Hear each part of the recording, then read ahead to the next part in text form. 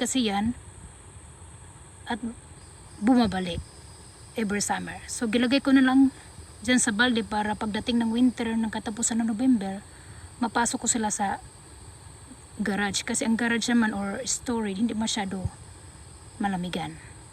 So ito naman yung order kong dalawang calamansi tree. Ayan, gilagay ko na lang dyan kasi wala pa akong another bucket. So kung ano meron ako ditong bucket, yan lang mo lang ginamit ko kasi may mga butas sa yan sa ilalim. Dalawang aking calamansi tree, ayan. Ayan. Tapos meron din akong bayabas, guava. Ayan na aking guava. Before kasi ko umuwi sa another side, tungha luwat dumating ang akong package. Ayan guys. Diba? Yan lang ang meron ako ngayon. Pasawag na tayo mag-history. God is provide. Diba? Oh, meron akong tanim-tanim.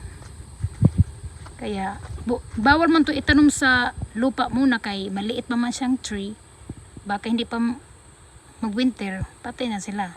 Doon na lang sila itanom ko pag dumagko na sila. Wala naman masama kung ibabad mo sila sa mga malaking